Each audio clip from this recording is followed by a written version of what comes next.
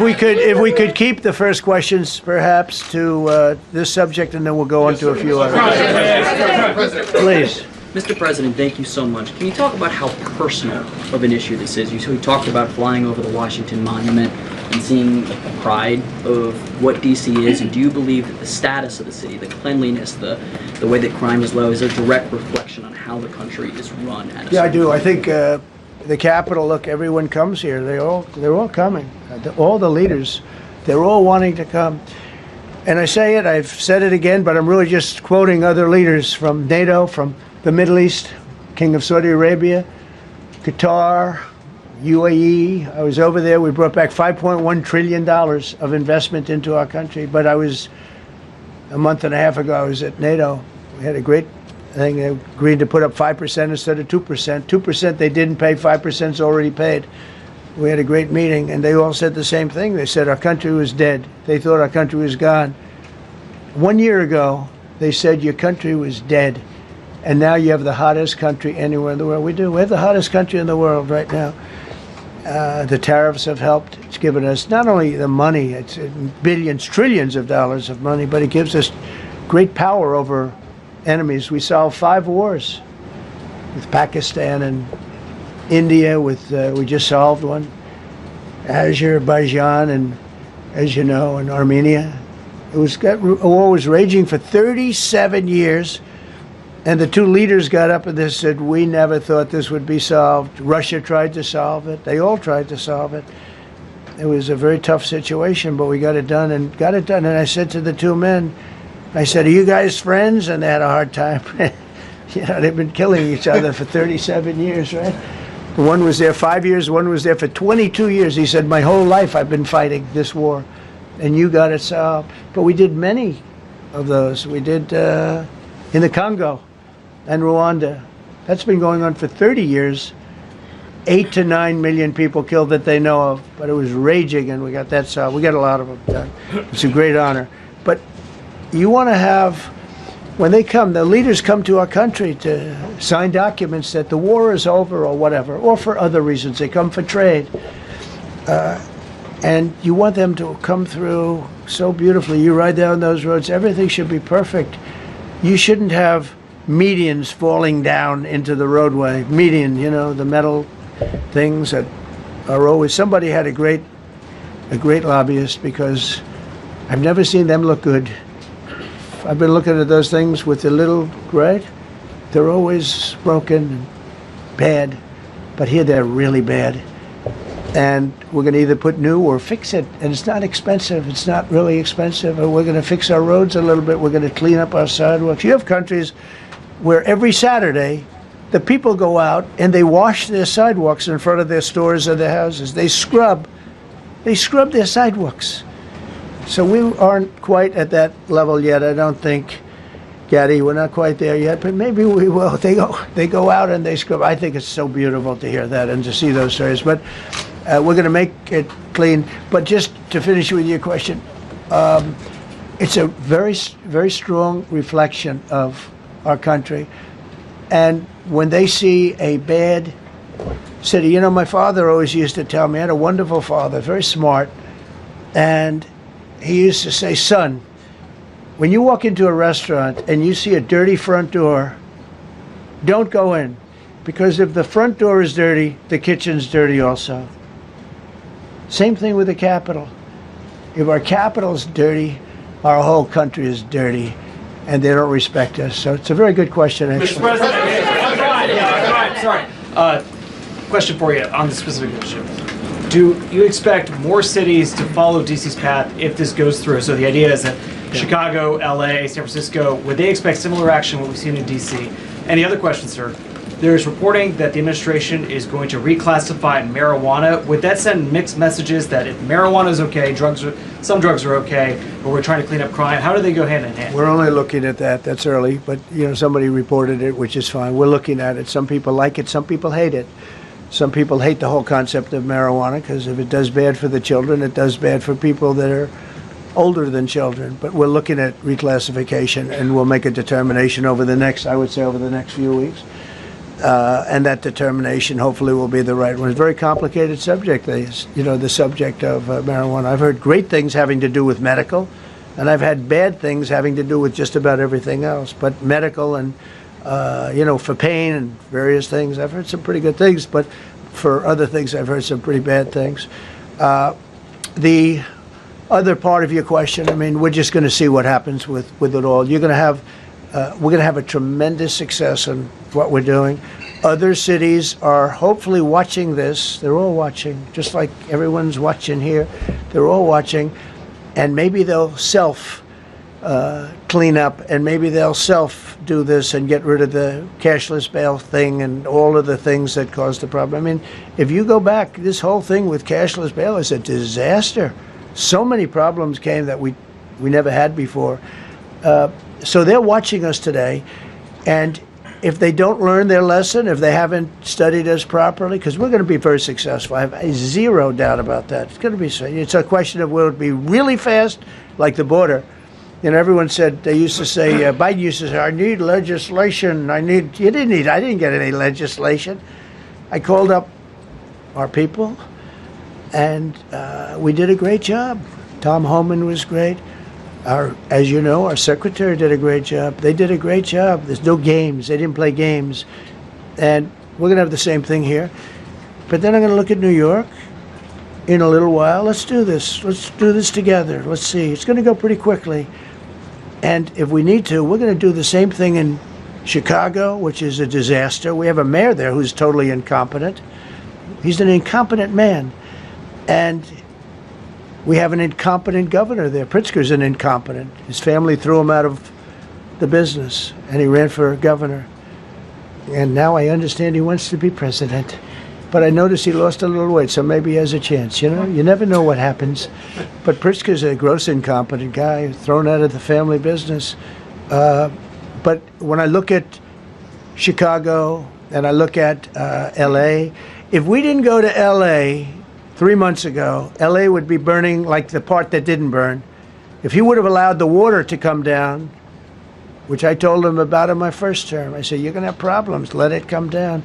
We actually sent in our military to have the water come down into L.A. They still didn't want it to come down after the fires. But that was it. We have it coming down. But hopefully L.A. is watching. That mayor also. The city's burning. They lost like 25,000 homes. I went there the day after the fire.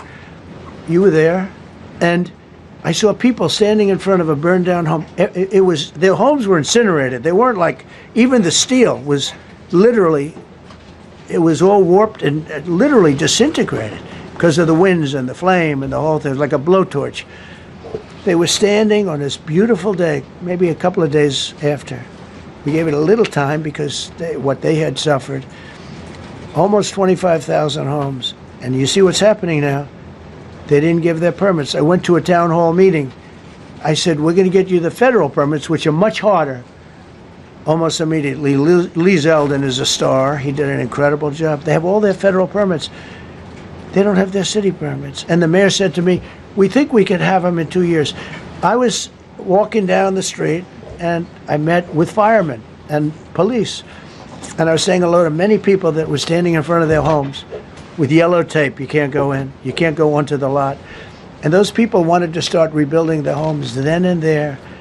And the mayor said, we should be able to get them the permits within 2 years. I said, that's a shame. 2 years? Are you kidding? I'm going to get them the federal permit like almost immediately. 2 years.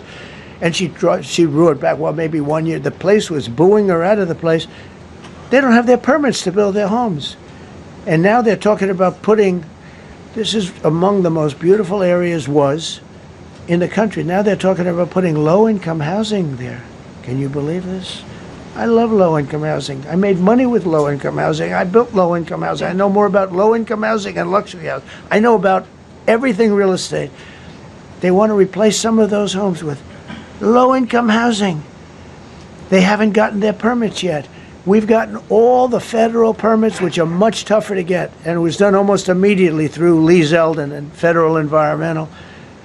And I watched the other day, those people are angry. And now, they had they love that area. They love the whole big area, different places, but they loved it. It was all luxury stuff and beautiful stuff, and some wasn't that luxury, but the level of love for that neighborhood, their neighborhoods, was incredible. And you know what? I watched people on television, they want to go, they want to leave. They've lost their spirit, they've lost their heart, because the mayor's incompetent, and Gavin Newsom is incompetent. Got a good line of bullshit, but that's about it. He's incompetent. And you have Los Angeles is, you know, it's amazing. You know, I called, the first thing I did, I got the Olympics to go there. I was the one that got it. And by a rare thing that happened, I'll be the president. I was very upset because I got the Olympics there, and I said I won't be president when it comes, but bad things happened, and illegal things happened, really illegal things happened. Now it turns out one good thing was I'm going to be the president for the Olympics for 2050, for 250, which is going to be fantastic, and also for the World Cup. So we have a lot of good things, and I hope 250 is going to be, the 250th anniversary is going to be the best. But when I looked at those people, and I saw last night on television that they still don't have their permits, it's a disgrace what's happened in Los Angeles. Yeah, thank you. The China tariff deadline is tonight. Do you plan to extend that? We'll see what happens. China's been, we've been dealing very nicely with China, as you probably have heard. They have tremendous tariffs that they're paying to the United States of America. And we'll see what happens. They've been dealing quite nicely. The relationship is very good with President Xi and myself. President, you mentioned your upcoming meeting with President Putin. Can you tell us what you hope to get out of that and whether you'll consider inviting President Zelensky to join? So you have to understand, this is a war that should have never happened. This is a war that wouldn't have happened if I were president. It would have never happened. It was the apple of his eye. I got along very well with President Putin. But if you look, under President Bush, they took a lot of territory. Under President Obama, they took a lot of territory. Under Biden, they essentially took the whole thing. You know, it's just a question of time. Under Trump, you know what they took? Nothing. Nothing. I was the one that said, you can't build your pipeline. That was half built. I came in, I stopped the pipeline. It's called Nord Stream 2. Nobody knows that, you know. Nobody ever heard of Nord Stream 2. You might have not even heard it. Biggest pipeline in the world. I stopped it. I was not a friend of Russia, but I got along well with Putin. It's always good to get along with other countries if possible, but that doesn't mean you roll over like Biden did. Biden came in and he immediately approved the pipeline. I couldn't believe it. Then they say Trump wasn't tough on Russia. I wasn't tough. I was the toughest. Putin said, if you're not tough, I would hate like hell to see you. I stopped the biggest economic development job, the biggest job that Russia had ever built. I stopped it. It was dead. And this low IQ president came in and he let them build the pipeline and supply oil and gas all over Europe, you know. So this is really a feel-out meeting a little bit. And President Putin invited me to get involved. He wants to get involved. I believe he wants to get it over with. Now, I've said that a few times, and I've been disappointed because I'd have like a great call with him, and then missiles would be lobbed into Kiev or some other place, and you'd have 60 people laying on a road dying. I said, that's cold, that's cold. But it's a violent war. 5,000 to 7,000 people a week are dying. And you know, there's nobody from here. They're all Russian and Ukrainian people, and some people from the cities, much smaller number, but still, those missiles do damage and they kill a lot of people, but mostly soldiers. And they're young soldiers, although in the case of Ukraine, they're getting much older. They're drafting 60-year-olds now. It's a terrible thing to witness, and I think I have an obligation. Look, this is Joe Biden's war. This is not my war. I made a deal with NATO a month ago. You covered it very accurately, actually. We don't pay anything anymore. You know, we're not paying anything. They are buying things from us, and NATO is paying us. I got it raised from 2% of GDP to 5%. And they're paying us for everything that we send. We're not paying. But Biden approved $350 billion. Europe has spent $100 billion.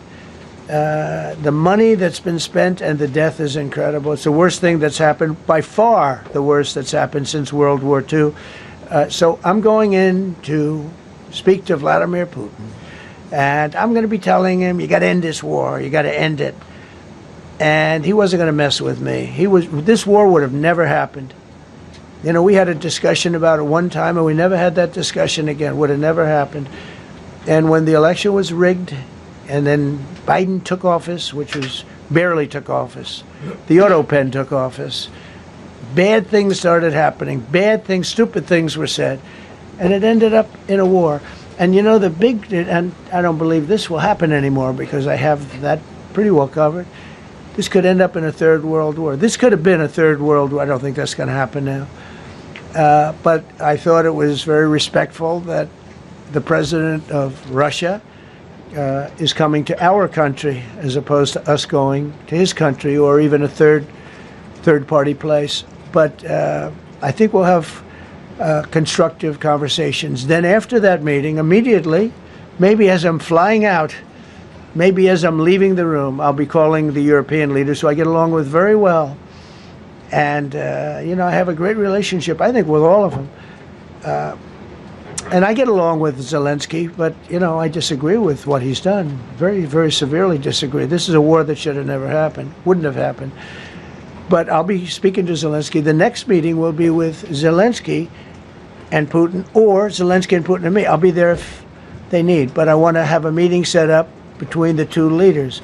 I was a little bothered by the fact that Zelensky was saying, well, I have to get constitutional approval. I mean, he's got approval to go into war and kill everybody, but he needs approval to do a land swap because there'll be some land swapping going on. I know that through Russia and through conversations with everybody to the good, for the good of Ukraine. Good stuff, not bad stuff. Also, some bad stuff for both. So there's good and there's bad. But it's very complex because you have lines that are very uneven, and there'll be some swapping, there'll be some changes in land, and the word that they will use is, you know, they make changes. We're going to change the lines, the battle lines. Russia's occupied a big portion of Ukraine. They've occupied some very prime territory. We're going to try and get some of that territory back for Ukraine. But they've taken some very prime territory. They've taken largely ocean. You know, in real estate, we call it oceanfront property. That's always the most valuable property. If you're in a lake, a river, or an ocean, it's always the best property. Well, Ukraine, a lot of people don't know that Ukraine was largely 1,000 miles of ocean. That's gone. Other than one small area, Odessa. It's a small area. There's just a little bit of water left. So I'm going to go and see the parameters. Now, I may leave and say, good luck. And that'll be the end. I may say this is not going to be settled. I mean, there are those that believe that Putin wanted all of Ukraine. I happen to be one of them, by the way. I think if it weren't for me, he would not be even talking to anybody else right now. But I'm going to meet with him. We're going to see what the parameters are. I'm then going to call up President Zelensky and the European leaders. Right after the meeting, yeah. And I'm going to tell them what kind of a deal. I'm not going to make a deal. It's not up to me to make a deal. I think a deal should be made for both. I think Russia has to get back into building their country. It's a massive country. I think they have 11 time zones, if you can believe it. It's a massive, it's by far, from the standpoint of land, it's by far the largest. They have tremendous potential in Russia to do well. They're not doing well. Their economy is not doing well right now because it's been very well disturbed by this. It doesn't help when the President of the United States tells their largest or second largest oil buyer that we're putting a 50% tariff on you if you buy oil from Russia. That was a big blow. And then they say, gee, he wasn't so tough. Nobody else would have done that. And I haven't stopped there. I mean, look, I was all set to do things far bigger than that, but I got a call that they'd like to meet, and I'm going to see what they want to meet about. I'd like to see a ceasefire. I'd like to see the best deal that could be made for both parties. You know, it takes two to tango, right? So ultimately, I'll have a meeting next week. I had a great relationship with him, considering the fact that, you know, I was not nice to him because of the pipeline. I ended the pipeline. I also gave the javelins. Do you ever hear of a javelin? Javelin is called a tank buster. They say that Obama gave them sheets and I gave them javelins. If it weren't for me, all those tanks that were destroyed at the first days of the war because the tanks got stuck in the mud, some commander made a better, you know, they would have been they would have been in Kiev in 4 hours going down the highway. But a Russian general made a brilliant decision to go through the farmland instead. And they just had torrential rains, and the rains were so bad, and it was mud, and those tanks got stuck in the mud. I don't know who that general is, but knowing Vladimir, he's probably not around any longer because all those tanks were stuck in the mud, and they went along with the javelins. I gave them the javelins. You know that, right? I gave them javelins. They gave them sheets. But I'm going to meet with President Putin, and we're going to see what he has in mind. And if it's a fair deal, I'll reveal it to the European Union leaders and to the NATO leaders, and also to President Zelensky. I think out of respect, I'll call him first, and then I'll call them after. And I may say, lots of luck, keep fighting, or I may say we can make a deal. If not, I will tell you this, I've seen a poll coming out of Ukraine. 88% of the people would like to see a deal made. And if you go back 3 years, everybody was gung-ho for war. You know, everybody's gung-ho for war until you have it.